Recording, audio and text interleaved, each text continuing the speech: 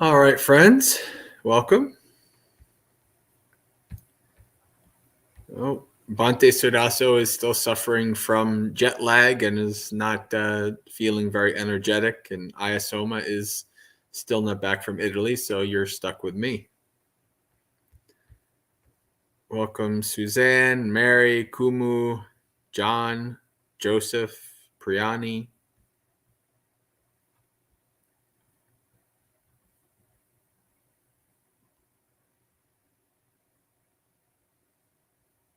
Hello, AS. So it is Monk Chat. So it's Friday night. Monk Chat, that means it's time to answer some questions. So if you have any questions you'd like me to answer, feel free to put them in the chat. We'll go as long as we have questions or 9 o'clock. Hello, Karuna, Metika. Hello, Yankee.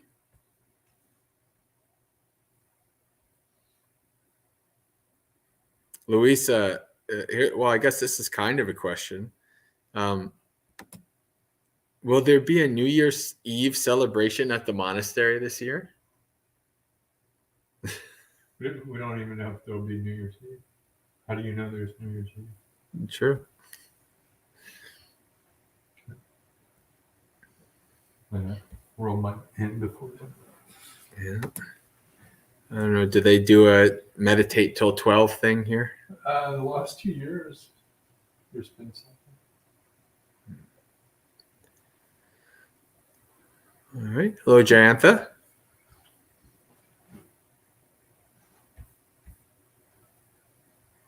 All right. I see some questions coming in, or at least one with multiple parts. John has a question. When I get tired at night and try to go to bed, I often hear indistinct noises coming from speakers from someone upstairs. I find that my mind very quickly gets upset and has a hard time with it. How to sleep well despite noise. How to practice sense restraint with this obstacle. So, hello, Teddy. That's right. Oh, it's okay. Oh, whatever. So, well, I would say in terms of dealing with something like this, it's a lot easier to deal with that when you're meditating than when you're trying to fall asleep. It's one thing to be able to kind of focus your mind away, or keep it on an object while you hear noise. It's another thing when you're trying to sleep. But the idea, though, is to become, I don't want to say, I don't know the word, not okay with the noise, but to understand that the sound is just the sound. The sound is just there. It doesn't necessarily need to be a bother to you. You can fall asleep with it. Have you ever known any veterans like I've had? I have many veteran friends, people who did years in Iraq and Afghanistan and things like this. And there's people like this that they can just fall asleep no matter what's happening because they had to. They had to learn how to do that, right? So in a way, this is something that can be done, but it is something that you have to practice with. You have to get used to. Let me see the specifics again here. Indistinct noises coming from speakers. All right.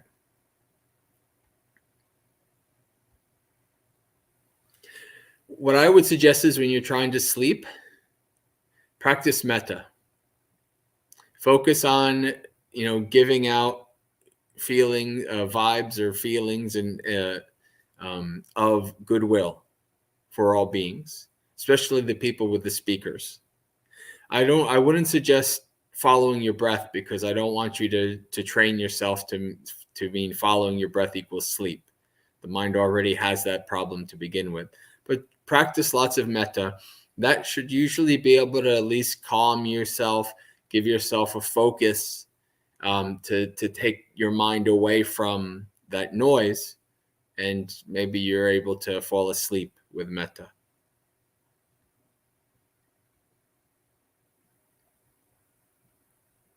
But sound is a tough thing.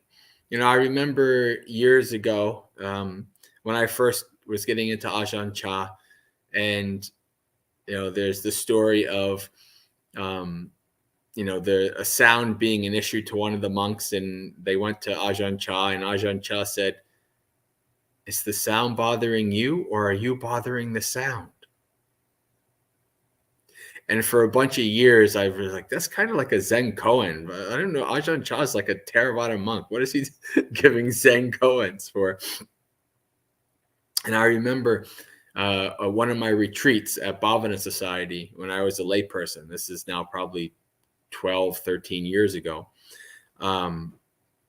where we were meditating at night during the retreat, and the crickets were just a cacophony, just ridiculous. And it clicked on me. I was so agitated. I was like having ill will towards the crickets, and so agitated in the middle of this meditation. And it clicked on me. Like, oh, I'm bothering the sound. And ever since that like little insight, sound doesn't bother me anymore. So it is possible. It is possible to overcome these things.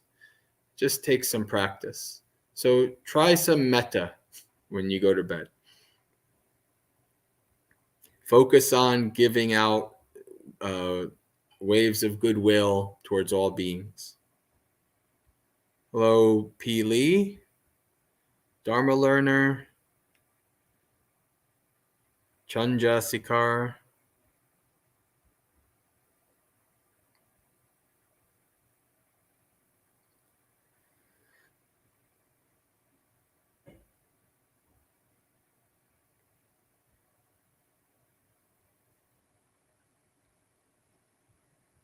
Joseph has a question. Warm greetings. I learned from Ajahn Anan that Venerable Sariputta was foremost in gratitude. That makes the heart bright. May we discuss gratitude of Venerable Sariputta and what we can learn. I've never heard of this before. I wonder if this is... did you hear, did Venerable Ajahn Anan talk about gratitude when you were there at all? Yeah, I mean, yes. Having a big focus on that and having gratitude, I think, eases the heart and eases the practice a lot of times. A lot of times it's easy to slip into not being having. Okay. Yeah. For the, I don't remember a specific where he's talking about sorry, but he would talk about the importance of the mind, the heart, of just being grateful, great and simple, living simply. All right. Yeah. But if you don't know, Bhante Metiko, who's here at Empty Cloud, he just spent a whole Vasa with Ajahn Anan for 3 or 4 months. 5 months. 5 months. 5 months. So if you guys want to hear stories of Bhante Metiko in Thailand, you should request them. He could tell you all about Ajahn Anan. I know. All right. So in terms of gratitude, the Buddha actually doesn't say all that much. The most important thing he says is there are 2 kinds of people who are rare in the world. The first is one who is first in helping others, and the second is one with gratitude. The Buddha equates in a sutta a person with gratitude as a civilized person.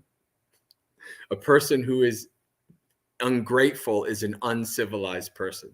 So the Buddha does, in these few small suttas, really equate the gratitude with your wisdom and your understanding of what there is to be grateful for.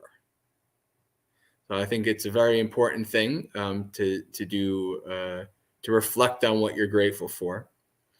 For me, I'm quite grateful that I'm a monk. I think about this often because there's lots of reasons why I couldn't become a monk. If it worked that way because of my karma, because of various things, not everybody can become a monk. They're born with certain things and all kinds of different issues. But because I was able to become a monk in this life, I'm very, very grateful. And I think about that a lot. And so I don't waste my time as a monk.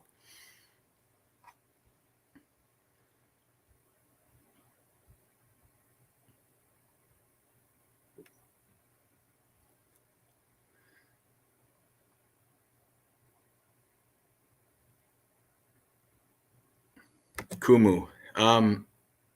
You clicked on Abid Dhamma, Pitaka, and Sutta Central and found the section on the types of individuals to be quite fascinating. Any thoughts on that section? Honestly, I don't know anything about it. So I can't really, I'm not really versed in the Abid Dhamma. It's not something that really ever interested me from the early times when I tried to read into it. So unfortunately, I am the worst person to ask a question about the Abid Dhamma. Hello, Kim. Hello, Rick.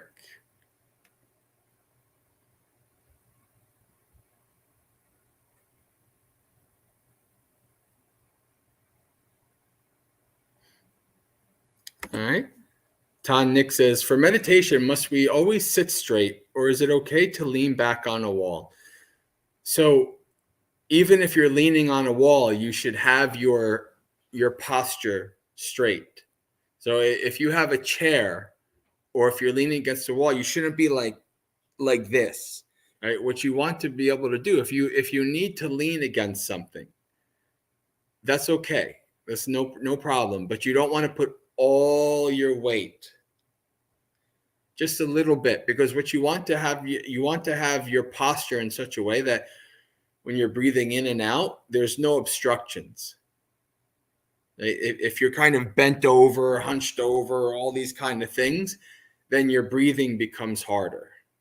So this is why, if you're sitting, if you need something to lean back on, no problem. Just make sure you're not putting all your weight, and make sure that your posture is not leaning and slouching so you can have a full range of breath.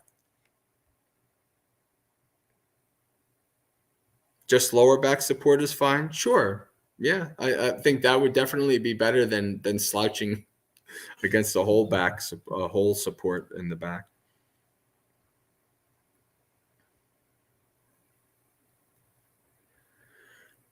All right. Metika says, can you please share some words with us on mindful eating?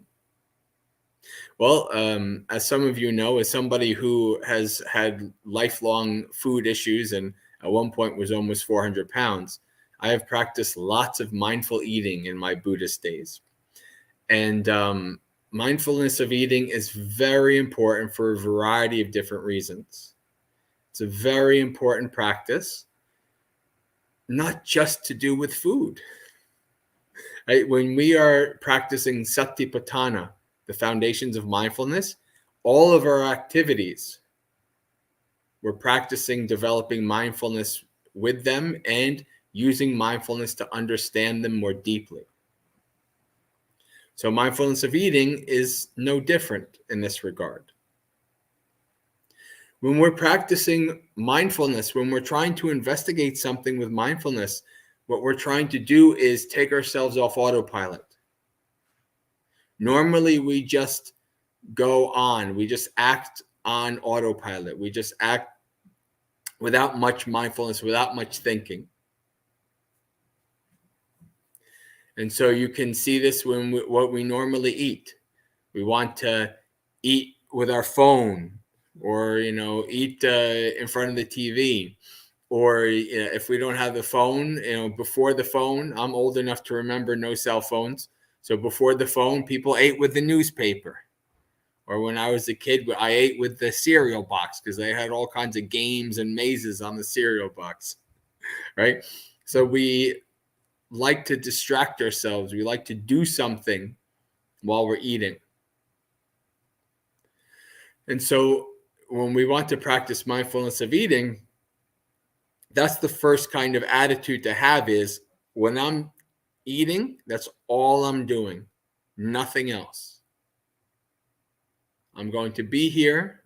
I'm going to be with my food and observe the process. That is my entertainment during this practice. And it is really actually quite fascinating. You can learn a lot by doing this. And so when you want to eat, maybe you're going to the restaurant, or maybe you're cooking the food, and there's this kind of before eating period where maybe you have your stomach grumbling, maybe you have the kind of impatience of I want to eat now, right? Because the mind, we have very ancient mind, very ancient processes that say you have to eat because you might die. If you don't eat, you might die. You like observe that. You actually kind of feels that way. There's such a pressure to eat if you're hungry. And that's because, since ancient times, for 1,000,000 years or whatever, or more, we've had to eat, and we don't know when we were going to get the next meal. Today, in places like America and, other, rich places, you can have your next 80 meals all planned, no problem. But in ancient times, it was different. So we have this mindset, this kind of craving, this habit of, I need to eat. I need to eat. When you start doing fasting, even like multi-day fasting, you actually can break through that. You can say, okay, no, I can actually survive like a month without eating. I'm okay. But you observe that process before. And then once you're sitting down to eat, again, you want to break the autopilot. So when you are going to eat, you have your utensil in your hand and you put it up to your mouth, and then you put the utensil down. And I also suggest putting your hand down, because this is from my own experience. Put my hand down and say, stay.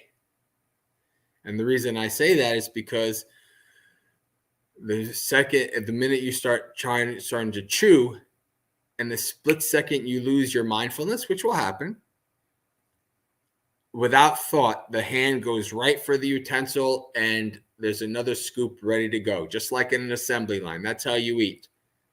You put it in your mouth, you're chewing, you're probably still chewing for another, 10 seconds or 20 seconds, but you already have another one lined up. And it's just like this, an assembly line. So you want to break that. So you put it in your mouth, utensil down, hand down. All the focus is right here. Observe the taste, the craving that I like this taste, I don't like this taste.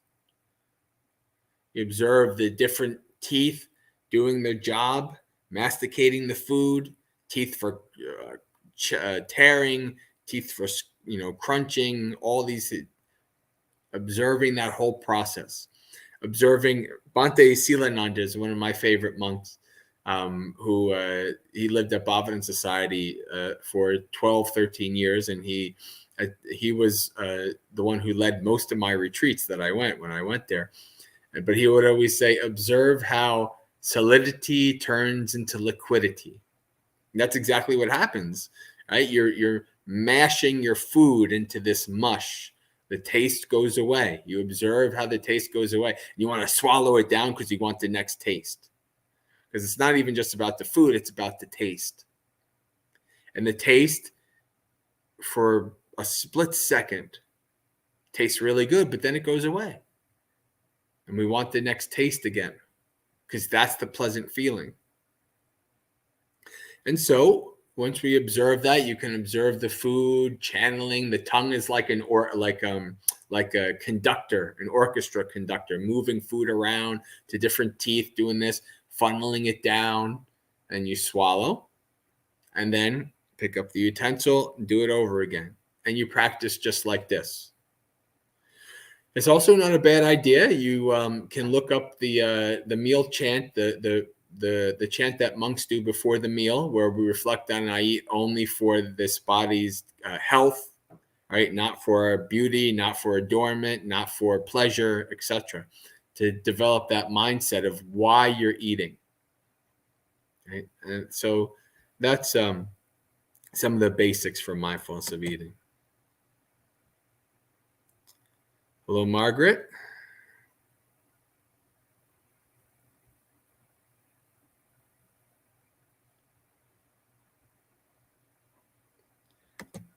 Kim says, how do you determine where you are on the path? So there are road signs along the path, but in general, you don't really know. And in some ways, it's kind of, it doesn't really help to try to find out, because you kind of get lost in where you are. It doesn't really matter where you are. It matters is, are you following the path? Are you practicing the Noble Eightfold Path every day?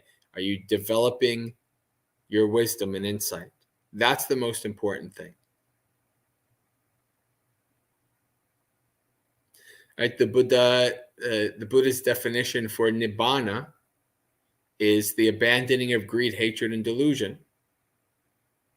And after you do this practice for a while, you'll start to notice actually your greed and your hatred and your delusion is less. And you start to realize, oh, this is going somewhere. There is a path, and the Buddhist path is working, and I just need to keep following that path. Some people kind of get really wrapped up in, oh, am I a Sotipanna and all the, there's lots of delusional people out there. It's very easy to delude yourself. I've met thousands and thousands of people, even in just my almost 10 years of living at monasteries.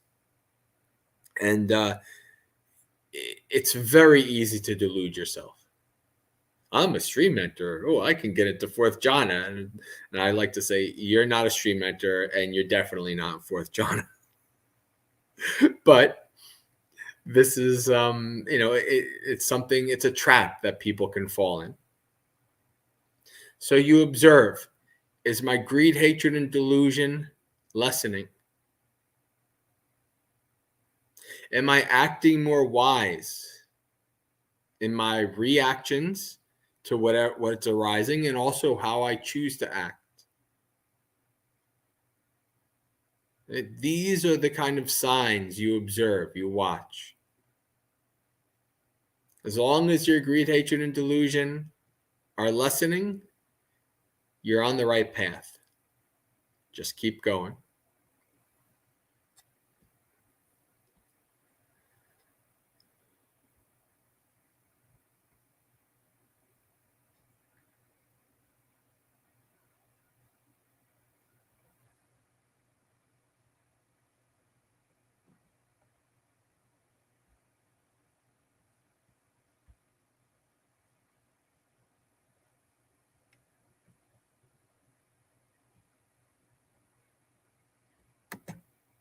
John has a question.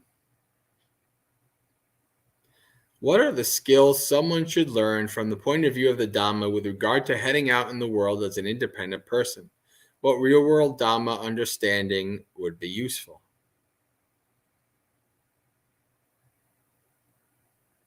The most important I would say,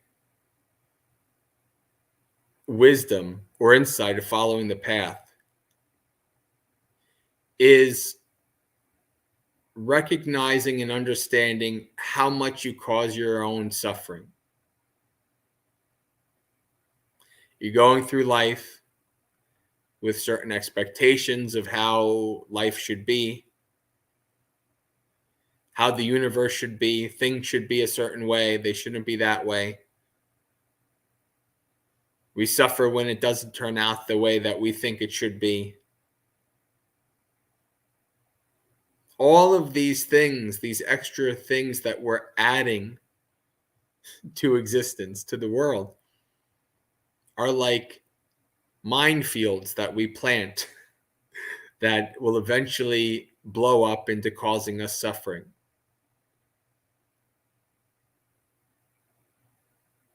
So when you follow the Noble Eightfold Path, you develop your wisdom and insight. Instead of trying to live as an adversary of nature, you live in line with nature. The nature of the Dhamma. That's what the word Dhamma, one of the ways you can translate this is the nature of existence. So as you develop the Noble Eightfold Path, you live in line with the Dhamma, you practice in line with the Dhamma, you act in line with the Dhamma, and your suffering is much, much less. This is the most practical, I think, as you ask her, what real world Dhamma? Because of our delusions, because of our misperceptions, perception is very commonly wrong.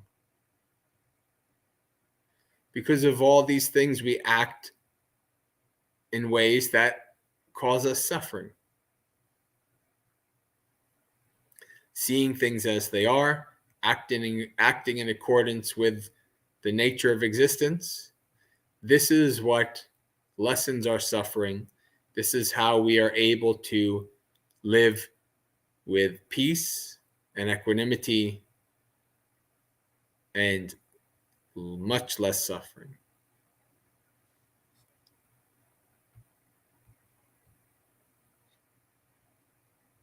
So you reflect on this. Every time you are, through your daily life, this has arisen. This situation has happened. How did I react to it? Did this help me in the long run or did it hurt me? How could I have reacted to it better?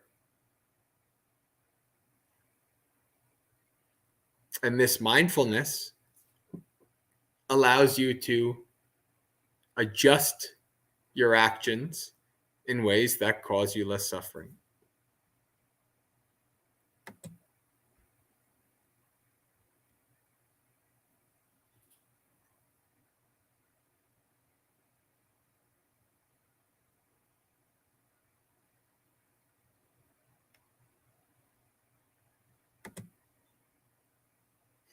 What does the Dhamma say about maintaining our health, specifically maintaining a healthy weight? So yes, the Dhamma is the Buddha has a variety of different things to say. Everything from maintaining a healthy weight to economics, right? How to properly manage your money, brushing your teeth, all these kind of things. There's little suttas where the Buddha gives some advice in this way. And in terms of maintaining a healthy weight, this is related to mindfulness of eating and also making sure that you, basically, use more calories than you take in. There's a sutta where the Buddha is talking to a king, and the king is gaining some weight. And the king hires, has one of his servants remind him every time he eats, things like this. I forgot exactly what the Buddha said to the king in that. I don't know if the Buddha said anything specific, but this was something the king was talking about to the Buddha.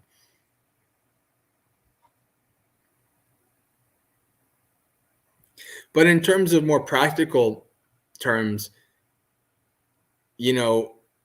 there's a variety of reasons why people have unhealthy weights, whether either becoming really, really skinny or really, really fat.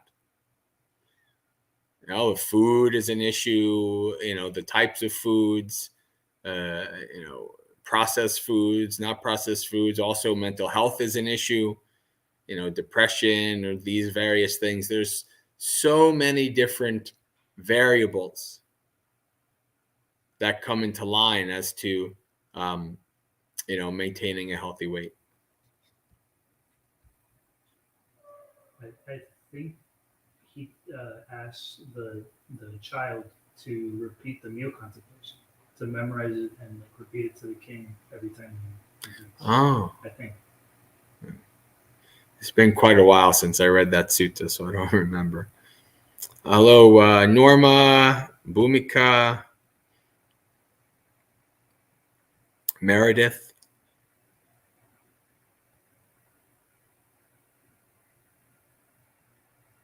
Meredith says, yes, greed, hatred, and delusion are lessening.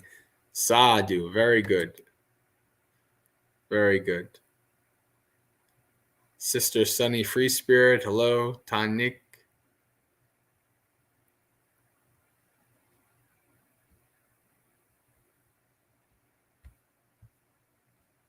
All right. So this is an interesting question here.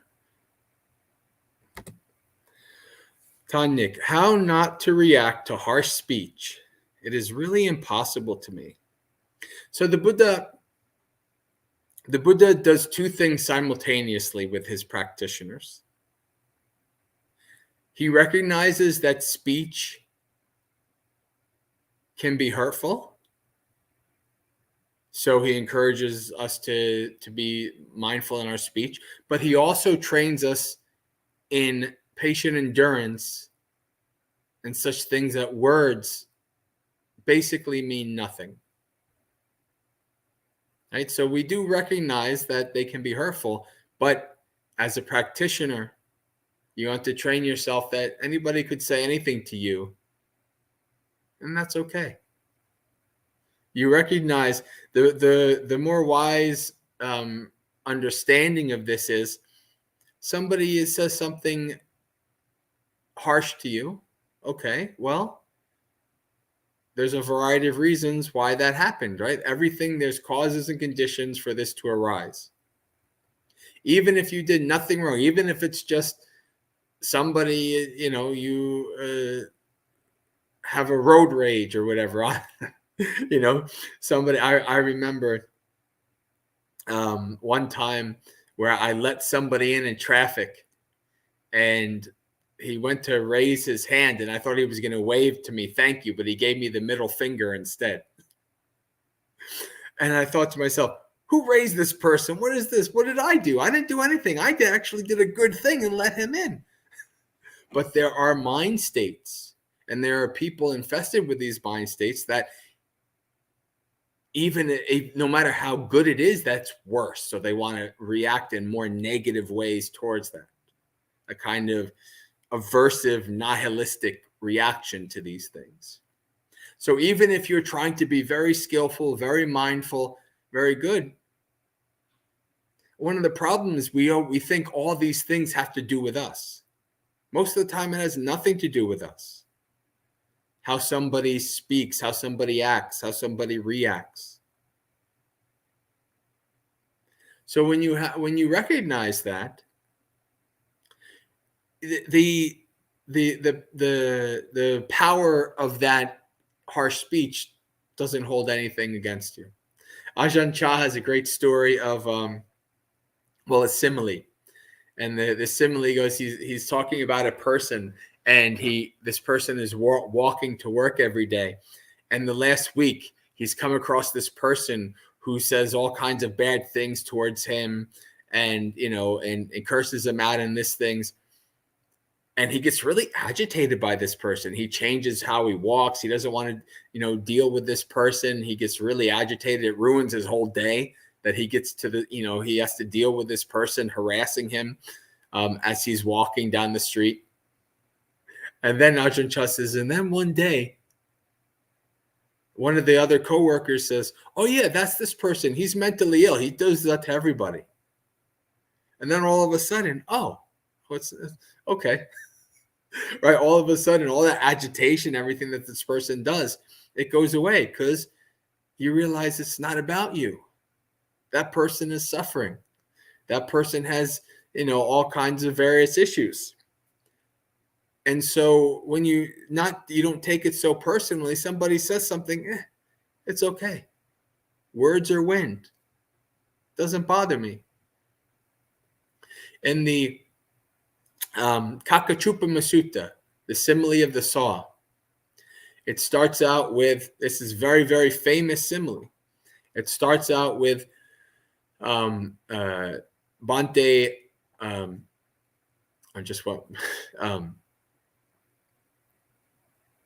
I just blanked out on his name. It'll come to me. But anyway, there's this bhikkhu, Maliapagona, that's his name. And he's very close to these bhikkhunis. Right? They're not like in a bad, in like a sexual way, just very kind of, a little bit too close, to the point where if somebody says something bad about them, he gets really angry and makes a case out of it. Somebody says something bad about him, the bhikkhunis get really angry and make a case out of it. And so the Buddha finds out about this, and he calls Maliapagona to him, and he says, Maliapagona, is this true? And he says, yes, Bhante, yes, it's true. And so the Buddha says, if someone were to say words to you, this is how you should train. My mind shall remain unaffected, and I shall utter no evil words. I shall abide compassionate for their welfare, and starting with them, I shall pervade the all-encompassing world with a mind of metta. And then he ramps up. He says, if they were to hit you with a clod, this is how you should train. If they were to hit you with a stick, this is how you should train. If they were to hit you with a sword, a knife, this is how you should train. So he keeps ramping it up. This is how you should train. My mind shall remain unaffected, and I shall utter no evil words. I shall abide compassionate for their welfare, and starting with them, I shall pervade the all-encompassing world with a mind full of metta. And so then it goes up to all the way up to the coup de grace. The Buddha says that even if bandits were to take you and to saw you limb from limb, if you were to have any ill will during that time, you would not be doing my teachings. And then after going through that whole list, the Buddha then says to Maliapagona, so Maliapagona, if someone were to say something bad to you, would this bother you? And he said, no, Bhante, no, Bhante. Right? The Buddha set such a high standard of, even if somebody's sawing you in half, this should not affect you in an aversive way. That words are nothing. Right? So this was, Maliapagona starts out the sutta getting agitated because people say words and others, and afterwards understands, no, it's okay. Right? So you reflect on the speech from the person. Take yourself out of it. Take yourself, your insult, take your your perception that it's about you. Take that out of the situation and just reflect on that person's speech. Reflect on their state of mind that they probably were in when they said that speech. The causes and conditions that led them to be in such a way. And when you do that, the taking it personal out of the situation is just gone. And you just recognize that this is what is happening, and it doesn't affect you, and you don't react in an unskillful way. Because that's pretty much the most important thing, is to not, just because somebody says something harsh to you, then you react and you escalate it. And then they say something, and then it gets into clods and sticks and knives and all kinds of things, where it could have just ended with speech. So yes, it's very hard to endure abusive speech, but it's better than doing something very unskillful. And you actually don't have to accept it. Right? You don't have to sit there and just be berated. You can say, just like the Buddha, when the Brahmin came to him and was cursing him out and things like that, The Buddha says, Brahman, you've given me a gift. I don't accept it. Take it back. Right? So it doesn't mean that you should just let somebody abuse you, but you don't have to take offense to it and be really affected to it to the point where you do unskillful things either. But this is the wisdom of understanding. That the Buddha says that my disciples endure hot, cold, bugs, insults from people, etc. And so this is a part of the practice to patiently endure speech like this.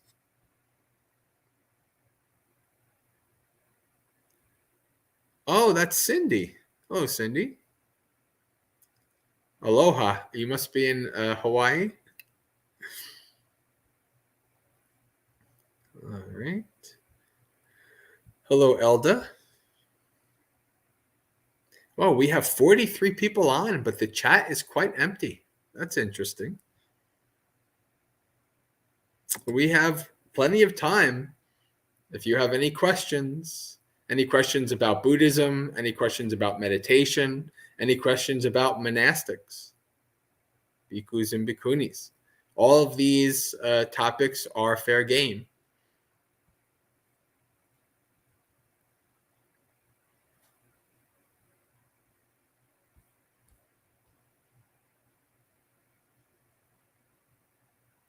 Hello from Dhammasukha.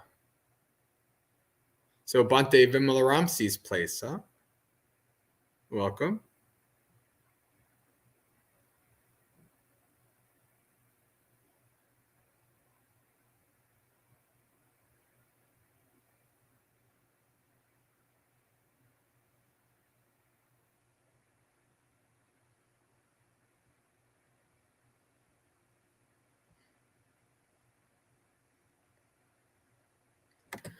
All right, Nick comes in with another question, similar, but a little bit different.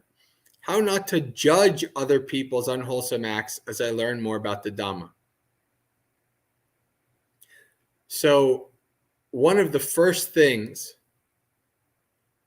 is to follow the Buddha's advice. The Buddha says, do not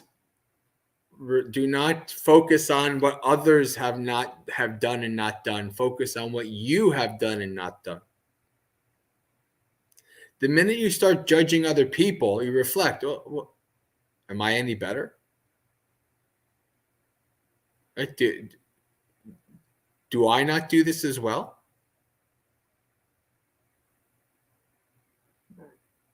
And chances are you're not any better and you do that as well. So you use the other person's unskillfulness and your judgment of that, you turn that around on yourself so that you can practice better. That doesn't mean to berate yourself and call yourself names and become very negative on yourself. That's just a reflection to stop you from judging other people.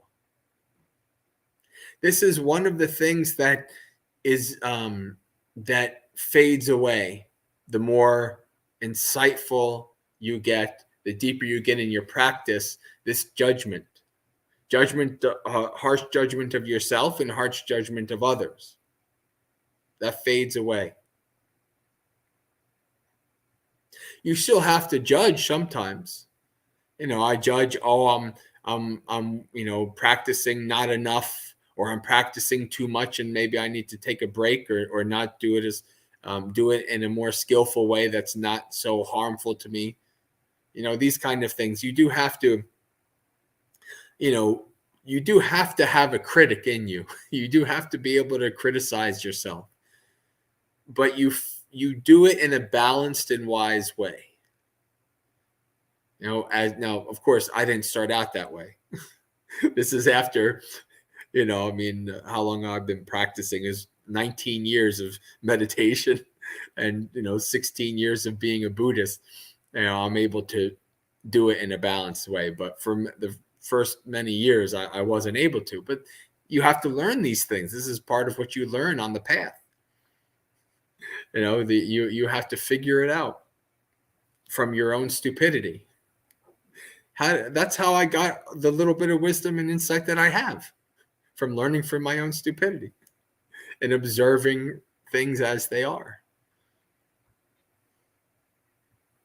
So the minute you judge other people, turn it around on yourself. And that also works when you start to, oh, I'm really good. My meditation's really good. I'm a good meditator. I'm going to go tell these other people about, how to meditate. Turn it around again. Say, oh, really? You're that good? Are you really? So what it is it's counteracting whatever is the major of aversive negative state that's arising. Judgment, you counteract it. Arrogance, you counteract it. To humble yourself a little bit. This is very important in the practice. But once you start to realize that we're all ignorant, we're all deluded, we all have no idea what the heck we're doing, judgment really starts to drop off a lot. It's like, okay, they're deluded, I'm deluded. May they find eventually nibbana. Hopefully, may I also find nibbana so that we can be wise beings, not continue our suffering.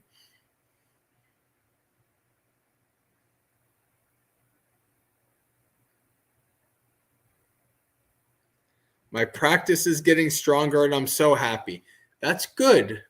Don't become attached to the practice getting stronger, though, because then the minute your practice changes, you're going to be yearning for the old days of, when my practice was so stronger and I was so happy. That's good. That's a good sign. Just don't become attached to it. Keep practicing. No matter what, you just keep following the Noble Eightfold Path. Like as Ajahn Chah says, you feel like you want to meditate, meditate. When you don't feel like you want to meditate, meditate. No matter what the ups and downs are, you keep following the path. You keep the path in sight. You keep moving forward. You keep practicing no matter what. Through the positives and the negatives, through the hills and valleys, you keep following the path.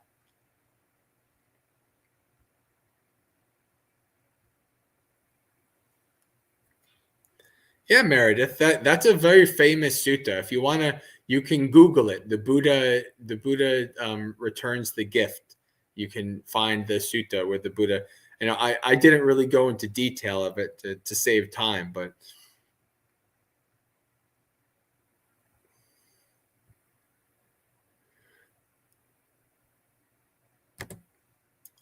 Bhante, what are skillful means when others target us, causing actual harm to us or our family members?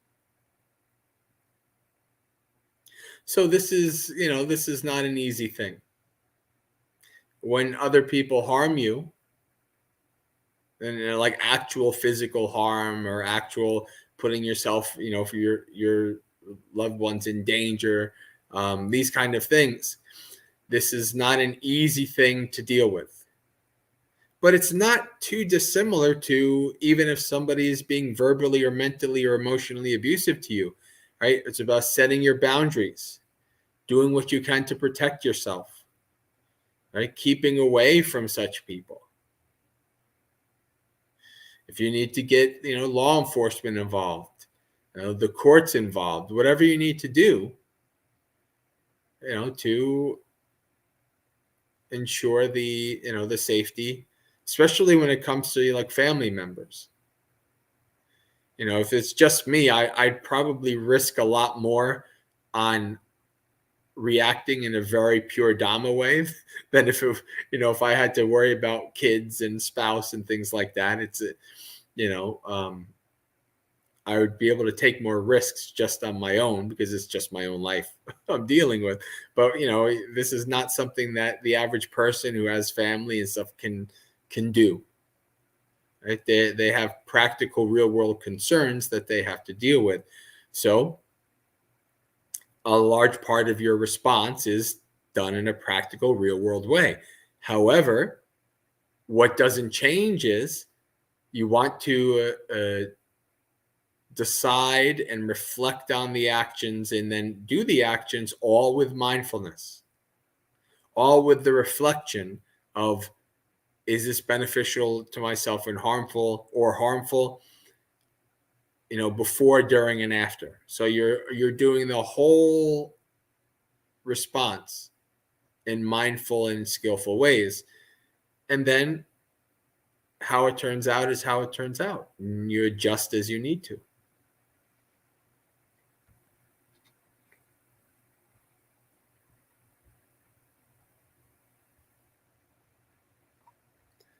Hello, Lydia.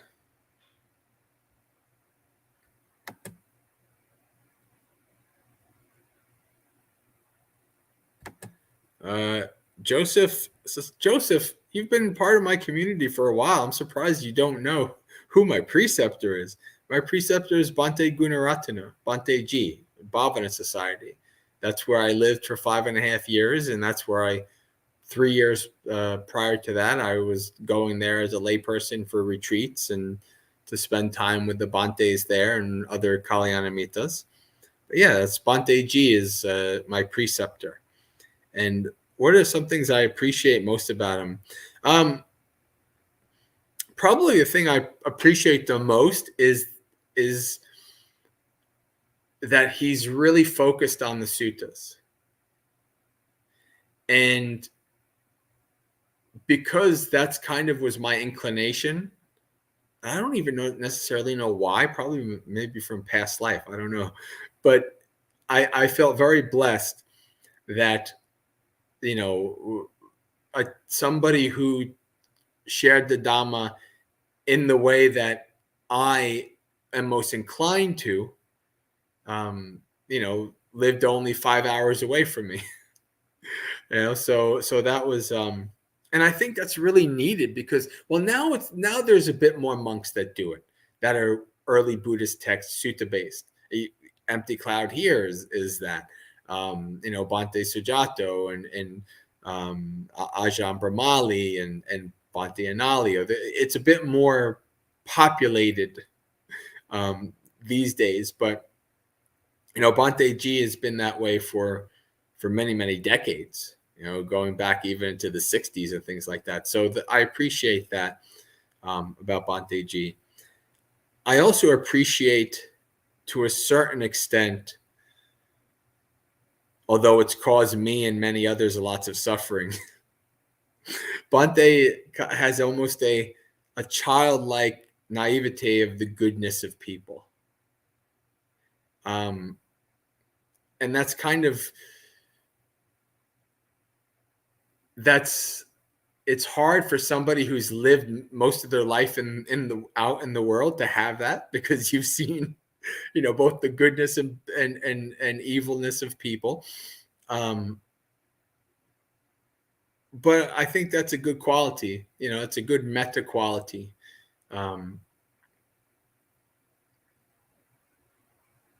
He's very kind. He's just a very kind, good person. And so, I am very happy that he was a major part of my life for so long and part of my path. So yeah, I guess that's what I have to say about Bhante.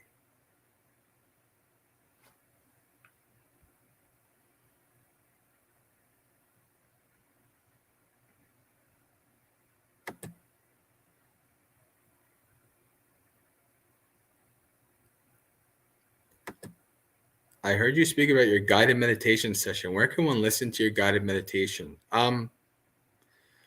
Well, you can go on my website and find my audio stuff there. You can also go on Insight Timer. If you have the Insight Timer app, I'm a quote unquote teacher on Insight Timer. And I have all my major meditation, guided meditation stuff on there.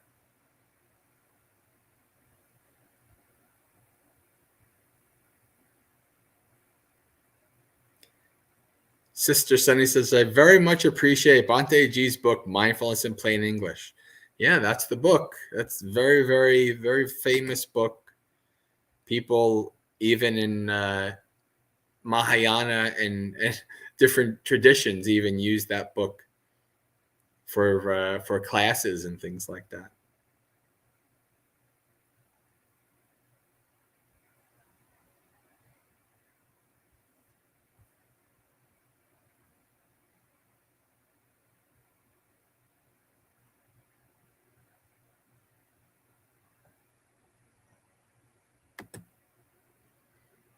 Rick says, Bhante, how should we approach times when things are changing and it's not clear what to do? Because we are deluded, because we're ignorant, we don't necessarily exactly know what's the best choice of what to do. We can only do the best that we can. And chances are that's not going to be the right thing to do. Or maybe it's not as skillful as it could be. And that's okay. We have to learn. We have to make mistakes. We have to figure out the way to go. And so this is, part of that letting go of judgment, right? You kind of having a realistic understanding of where you are and what the path is like, and that we don't know. But making a choice that might turn out to be a wrong one is almost always better than not making any choice at all. Kind of living in this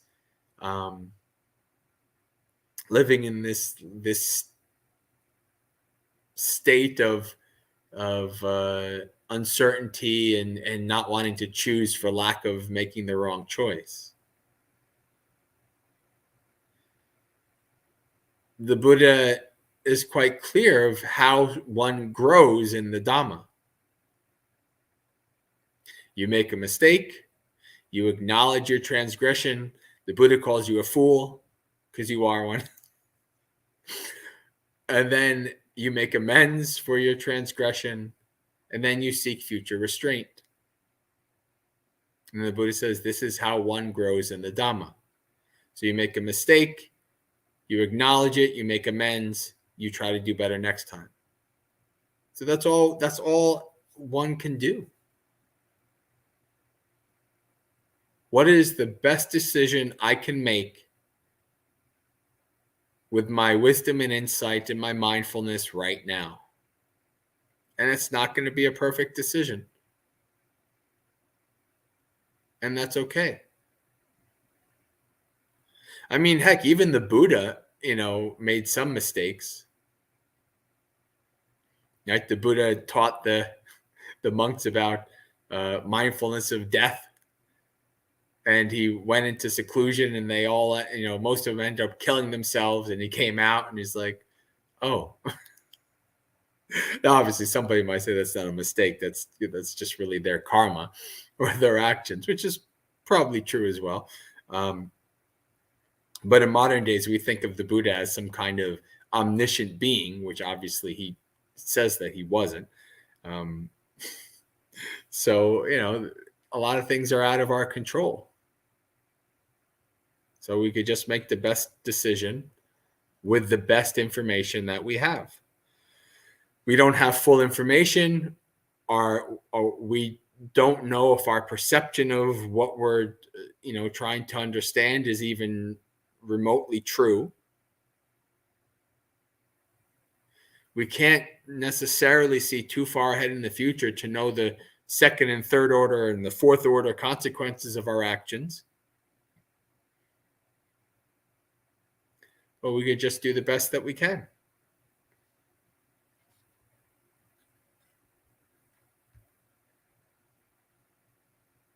And things are changing. Yes, this is true. They're always changing. That's what anicca is. So, but, we go through times in life where we change jobs, or we retire, or we've moved into a new, as we get older, we've moved into a new aspect of our life where our body is falling apart more, and so it takes us a little bit to adapt and adjust to that and to try to live with that in a skillful way.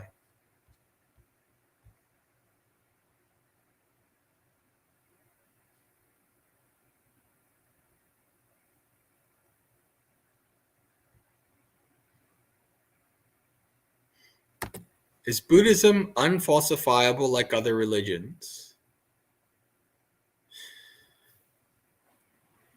Well, it depends.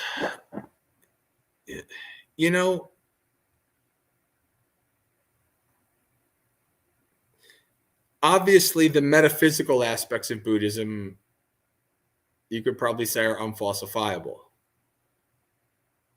So what unfalsifiable, for those of you who don't know what this means that you can't really not prove the existence of a God. You can't really not prove rebirth. How do you not prove something that you can't see, right? So that's what unfalsifiable means. It's not falsifiable.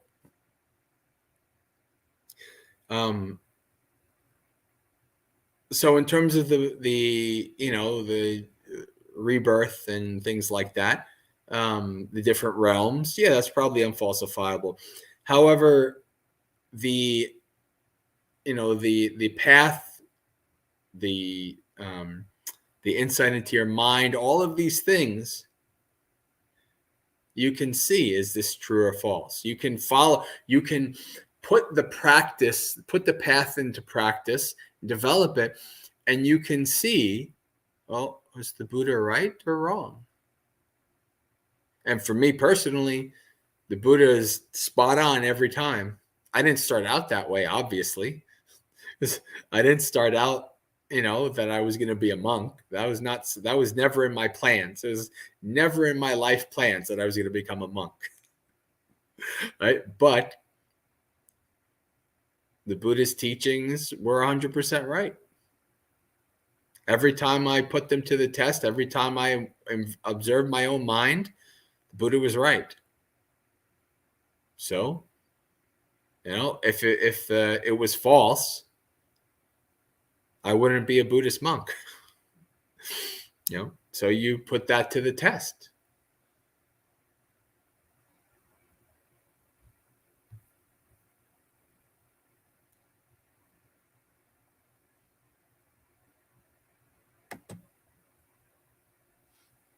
Bhante, can you share a few of the meaningful events on your journey as a monk, which have inspired you, have inspired growth in your practice? Thank you.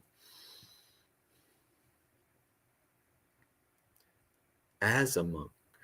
So this is only as a monk, not before.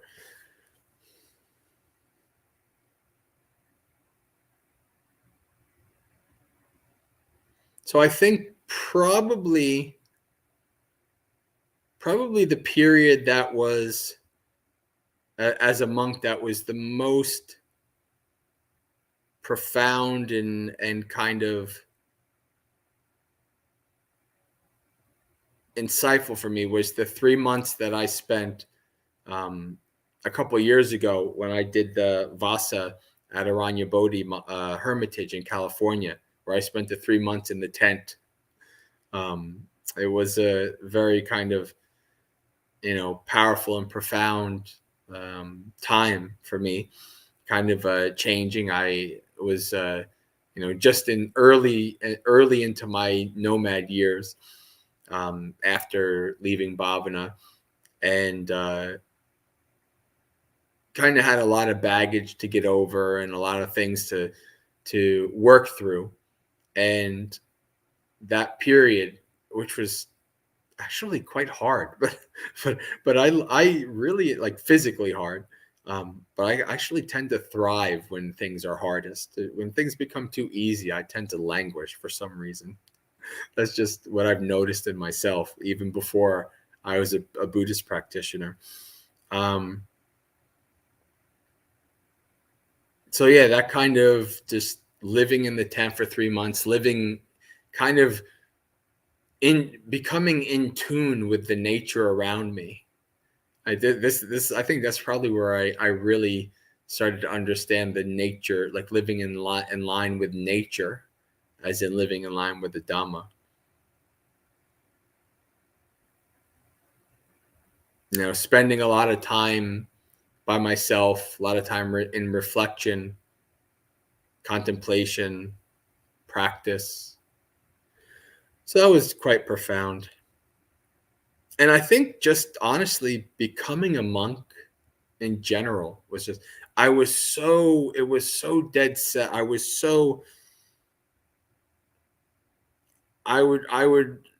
ready to go through hell to become a monastic. I was so dead set. Nothing could get in my way to become a monastic. I wanted nothing else in this life to become a monastic. And just once I did, that feeling of I'm in the right place. You know, I'm part of this ancient tradition. I can practice now. I can do what I've been wanting to do for so many years now. So that becoming, I remember, actually, you can see this on my YouTube video. One of my good friends, lay friends, Arash, he was videotaping me right before I went in to have my Upasampada to become a full monk. And he said, "Do you have any last words before you become a full monk?" And I said, "I've been waiting for years to become a Sakyaputta, and now I'm going to become one." So Sakyaputta is a word for monks. It's son of the Sakyan, son of the Buddha, and Sakyadita for women who become bhikkhunis. So like that was just, it's like, yes, now is the time. This it's all led up to this for me to become a monastic. And yeah, I don't know if anything else is coming to mind. You know, traveling and seeing other monasteries, like the month I spent in Australia last year, spending time at Ajahn Brahm's monastery and different monasteries, meeting lots of monastics and seeing how they live. That's also been quite inspiring.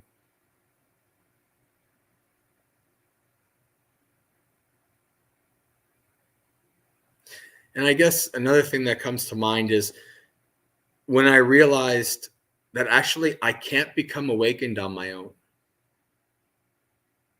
I just know, like, I can't. I came to this this wisdom of, oh, yeah, I can't do this on my own. And actually, I call this wisdom because it is.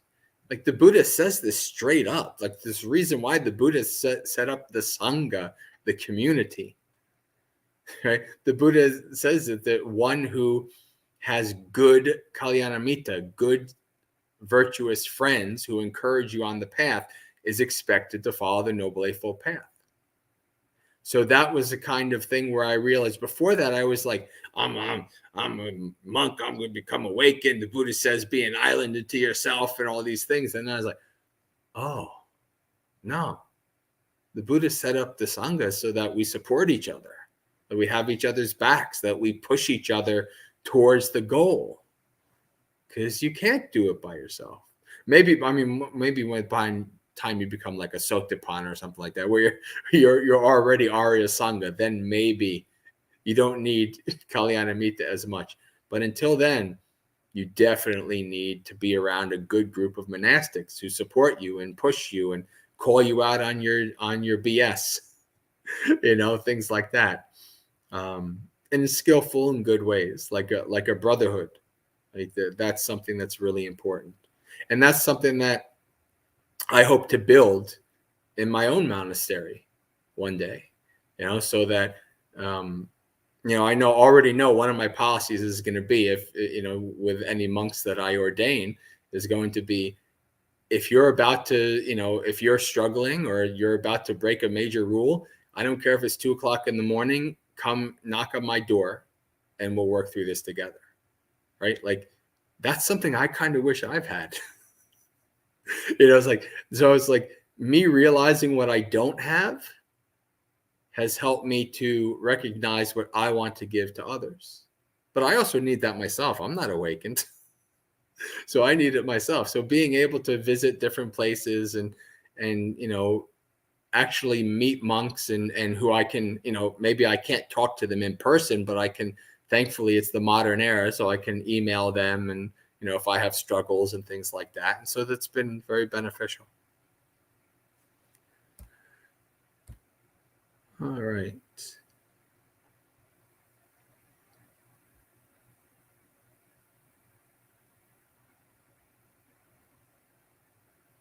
We're coming close to the end. So, Joseph has, Venerable, what was your time like at Ajahn Brahm's monastery? Do you have any particular experiences that you appreciate warm-heartedly? So yeah, actually, I think the thing that I appreciate the most about my week there was all the time I got to spend with Ajahn Brahmali. The day I came is the day Ajahn Brahm left. So I didn't really get to spend much time with him there, but I've actually, because of Empty Cloud, because of Bhante Anaya, like years, this is like, 6 years ago now, or 7 years ago, when they invited Ajahn Brahm when they were in New York City and Buddhist Insights. And so I got to spend a couple of days with Ajahn Brahm then, and then I've seen him on the West Coast for various things. So I've spent a decent amount of time with him, as somebody who lives on the other side of the world and, was not part of his tradition. But the reason I wanted to go to his monastery was not to spend time with him. He's a very busy monk. If you have a big monastery and you're traveling all the time, you don't have much time for some random, monk not of your tradition, these kind of things. I wanted to see how his monastery is, how it's run, how the monks there are, these kind of things. And I got to see that, which was great. And, it is one of the things that I think Ajahn Brahm gets a really bad rap for, is that they think because he's kind of happy and jolly and, he tells jokes and things like that, that maybe his monastery or his monks, they don't follow the Vinaya very well, or these, they're actually quite strict. They're way more strict than I would have expected them to be. They're really strict Vinaya, good monks, but they also have a lightheartedness. Some of them, there's like 20 there. And it was a weird experience because I was more senior than all of them, except for Ajahn Brahm, Ajahn Brahmali, I forgot the one Bhante's name, and then there was another one. So other than that, I was like senior among the monks. So it was like, really interesting that they kind of like, oh, there's this like visiting monk, and let me ask him questions. And I'm like, oh, okay. I'm the junior monk. I'm here to ask questions. But that's how it is in the monastic life. The longer you survive, the more they say, oh, this is a monk who's been around for a while. Let me ask them questions. Things like that. But so being able to spend as much time as I did with Ajahn Brahmali, doing a multiple hour work period with him every day and spending time with him at night, that was really good. I really quite like Ajahn Brahmali and have for a bunch of years. So good monks there, very well supported. So many people coming. There's Dana every day, just tons of people. So I got to meet a lot of people, and wonderful monastery, good monks. Don't let anybody ever tell you that Ajahn Brahm and his monks are not good Vinaya monks. They're really good monks. So yeah.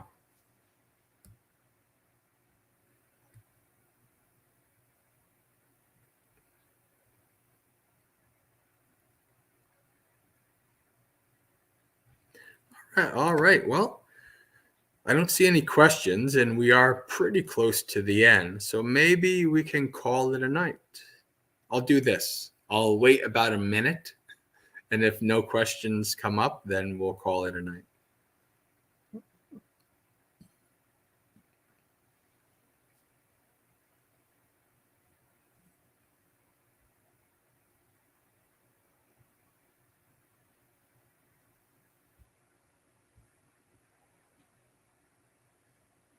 Good night, Louisa.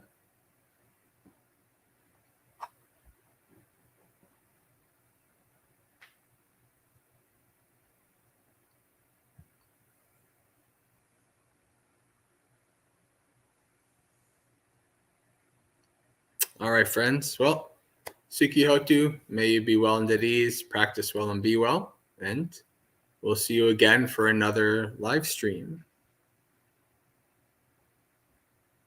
Have a good night.